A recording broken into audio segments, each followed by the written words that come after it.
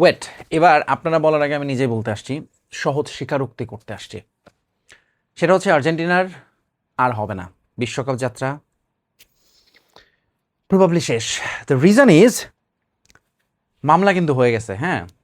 এবং এই মামলার পরে আসলে আর্জেন্টিনা দলের আজকে সুইজারল্যান্ডের সঙ্গে কয়েক ঘন্টা পরে খেলতে মাঠে নামা খুবই খুবই খুবই আমার মনে হয় যে ব্যাপারটা জটিল। আপনারা নিশ্চয়ই মধ্যে খবর পাইছেন, নোয়াখালীতে একটা মামলা হয়েছে, কেউ একজন করছে, মানে এতদিন একটা কাজের কাজ করছে এবং সিরিয়াস, এটা একটা খুবই খুবই খুবই টেনশনের ব্যাপার।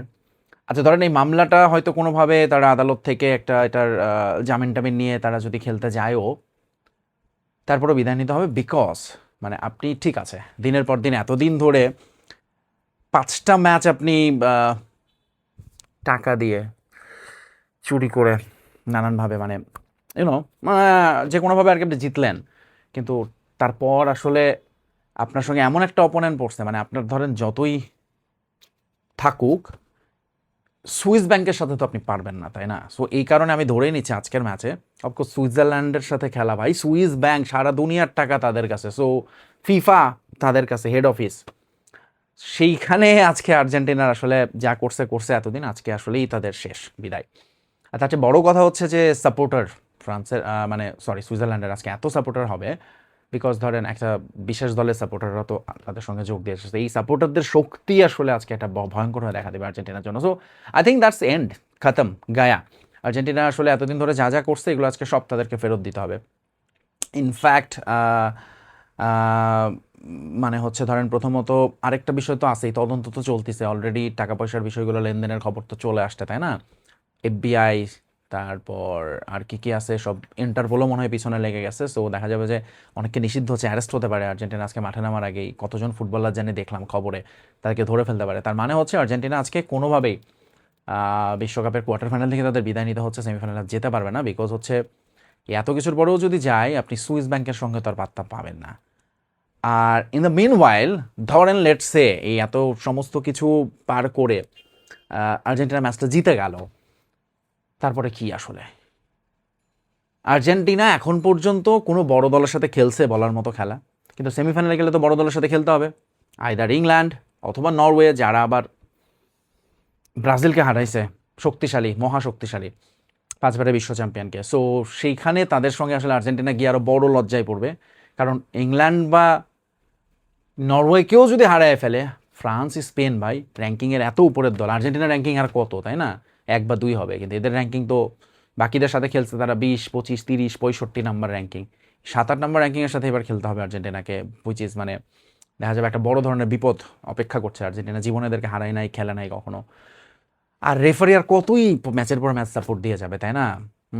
সো আমার কাছে যেটা মনে হয় আজকের ম্যাচে, আমি যেরকম পার্সোনালি আমি আসলে খুবই এক্সাইটেড আজকে ইংল্যান্ড নরওয়ে ম্যাচটা নিয়ে, মানে এটা সবচেয়ে পৃথিবীর সবচেয়ে ফেয়ার ম্যাচ হবে। এবং তার চেয়ে বড় কথা, I'm really so excited, Harry Kane versus হালান্ডের এই ম্যাচটা, সিরিয়াসলি এবার নো জোকস, মানে আগেরটা সার্কাজম ছিল, আমি এটা আবার বলে দিতে হয়, না হলে মানুষজন বোঝে না, কমেন্টে এসে গালাগালি এখনই শুরু হয়ে যাবে, বা ওই শুরুর এইটুকু না এসে যারা পুরোর এই 1 মিনিট 2 মিনিট দেখবেন, তারা এসে অলরেডি হয়তো গালাগালি শুরু করছে।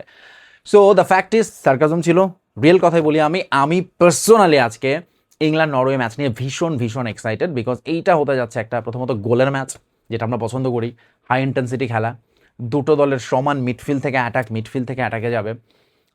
নরওয়ে প্রবাবলি বেশি এক্সাইটিং ফুটবল খেলতেছে, বাট ইংল্যান্ড এক্সাইটিং না হলেও তাদের হাতে সমস্ত রকম অস্ত্র আছে এই দলটাকে থামিয়ে পরের রাউন্ডে যাওয়ার, সেমিতে যাওয়ার।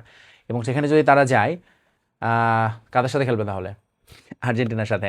আমি সিরিয়াসলি আজকে তো আমার মনে হয় যেটা, মানে এই ঘুমের তো কোনো ঠিক ঠিকানা না, এভারেজ গড়ে 2-3 ঘন্টা ঘুমাই, আজকে আমি ইংল্যান্ড নরওয়ে ম্যাচ দেখে ঘুমায়ও যেতে পারি, বিকজ মাঝখানে তো একটা গ্যাপ আছে। আর আর্জেন্টিনা সুইজারল্যান্ডের ম্যাচ নিয়ে আসলে মোটেই মানে কোনো, কেপ ভার্দে ইজিপ্টের সঙ্গে যা হয়েছে, সুইজারল্যান্ডের সঙ্গে ম্যাচটা আমি কোনো টেনশনই নেই আমার মাথার মধ্যে, আমি সিম্পলি হয়তো ঘুমায় যেতে পারি, ঘুম থেকে উঠে হয়তো রেজাল্ট দেখবো, না খেলা দেখবো হয়তো বা শেষ পর্যন্ত, তারপরও নিজেকে মানাইতে পারবো না। বাট দ্য ফ্যাক্ট ইজ, সুইজারল্যান্ডের সঙ্গে আর্জেন্টিনা, মানে সুইজারল্যান্ড হ্যাজ নো চান্স আসলে এগেনস্ট আর্জেন্টিনা। কেপ ভার্দে ইজিপ্টের যা খেলছে সুইজারল্যান্ডের সঙ্গে, আর্জেন্টিনা তার চেয়ে সহজে জিতবে, দ্যাটস আ প্রেডিকশন, আপনি বলতে পারেন বোল্ড প্রেডিকশন। কিন্তু ইংল্যান্ড নরওয়ে ম্যাচটা হবে একটা ম্যাচের মতো ম্যাচ, মানে একটা জমাট ম্যাচ, পয়সা উসুল ম্যাচ হবে, এবং এই ম্যাচটা নিয়ে আমি খুব এক্সাইটেড। আর্জেন্টিনা আজকে সুইজারল্যান্ডের সঙ্গে শুধু দেখার থাকবে যে লিওনেল মেসি কী করেন, মেসি ছাড়া বাকিরা কি করেন? লিওনেল মেসি আজকে আমার আরেকটা ওয়াইল্ড গেস, তিনি একটু নিচে নেমে খেলবেন, তার আগের প্লেমেকার ভূমিকায় চলে যেতে পারেন এবং তিনি আজকে গোল করাবেন। সো আলভারেজ বা লাউতারো কাউকে না কাউকে স্টেপ আপ করতে হবে। অ্যাট দ্য সেম টাইম সুইজারল্যান্ডের যদি কাউন্টার অ্যাটাক হয় সেখানে আমাদের ডিফেন্স কেমন করে সেইটা একটু দেখার বিষয়। 2 ম্যাচে 4 গোল হজম করে ফেলছি আমরা, সো দ্যাটস আ টেনশন। এবং বিগ ম্যাচের আগে, বিগ ম্যাচ মানে সেমিফাইনাল আগে, এটা আর্জেন্টিনার জন্য আসলে একটা ওয়ার্ম আপ ম্যাচ আমি মনে করছি এগেন্স্ট সুইজারল্যান্ড। তবে 2014 ওয়ার্ল্ড কাপের কথা নিশ্চয়ই মনে আছে, সেবার এই সুইজারল্যান্ডের সঙ্গে রাউন্ড অফ 16-এ বাংলাদেশ আর্জেন্টিনা বেশ বিপদে পড়েছিল এবং সেই বিপদ থেকে উদ্ধার করেছিলেন ডিমারিয়ার অভাব আমাদের দল থেকে আর গেল না। এখনও পর্যন্ত আমরা একজন ডিমারিয়াকে মিস করে যাচ্ছি এবং আর্জেন্টিনা এখন আর উইং প্লে করতেই পারছে না, because we have no Di Maria or we have not a like ডিমারিয়ার মতোও কেউ নাই, ডিমারিয়া তো নাই। এইটাই মনে হচ্ছে এই ওয়ার্ল্ড কাপে আর্জেন্টিনার সবচেয়ে বড় ল্যাকিংস। তবে সেই জায়গাটাই যদি নিকো গঞ্জালেসকে দিয়ে স্কালোনি স্টার্ট করান, প্রবাবলি সেটা হয়তো একটু হেল্প করতে পারে। At the same time Lisandro রোমেরোরা যেভাবে ফাইনাল থার্ডে যাচ্ছে, অপোনেন্টের অপারেট করছে, সেটা করতে গিয়ে তারা তাদের আসল কাজটা ভুলে যাচ্ছে ডিফেন্সে। এবং অ্যাট দ্য সেম টাইম ওই সময়টা আর্জেন্টিনার মিডফিল্ড আসলে ডিফেন্স ব্যাকটা দিতে পারছে কিনা, ডিপল ম্যাকালিস্টাররা, সেটাও আসলে আরেকটা প্রশ্ন হয়ে দেখা দিয়েছে। সো আজকে হচ্ছে আমার এই কথাগুলো কেন বলছি, আমি শুরুতে সার্কাজমটা কেন করলাম, এগেইন মানে কিছু লোকজনের কথাবার্তা সোশ্যাল মিডিয়ায় দেখছি এবং তাদের ধৈর্য দেখে আমি অবাক হচ্ছি এবং নিজে মাঝে মধ্যে ধৈর্যের বাঁধ ভেঙে যাচ্ছে বলেই এরকম ভিডিওগুলো করছি। সবই দেখতেছি, শুনতেছি, মানে তার নিজের দলের খবর নাই, বিশ্বকাপ শেষ, তারা এসছে আরেকটা দল নিয়ে, মানে এই আর্জেন্টিনা ছাড়া বাকি 47টা দলই তাদের আপনজন, শুধুমাত্র আর্জেন্টিনা ছাড়া। এবং তারা এটা নিয়ে যত রকম যা যা বলা সম্ভব, করা সম্ভব, নিজেদের চেহারাটা তারা দেখাচ্ছে, চেনাচ্ছে। সো সেইটাতে আসলে ধরেন যে বিরক্ত হয়ে আগে থেকে বললাম, but again it's the football, 90 minutes game বা 120 মিনিট গেম, টাই ব্রেকারে গেলে আরও যে কোনো কিছু হতে পারে। সুইজারল্যান্ড লাস্ট ম্যাচে টাই ব্রেকারেই জিতছে। আর্জেন্টিনার আমাদের এমিলিয়ানোর এবারের আমরা এখনও জানি না তার কি অবস্থা, বরং খারাপই মনে হচ্ছে, তিনি নিজেও বলেছেন।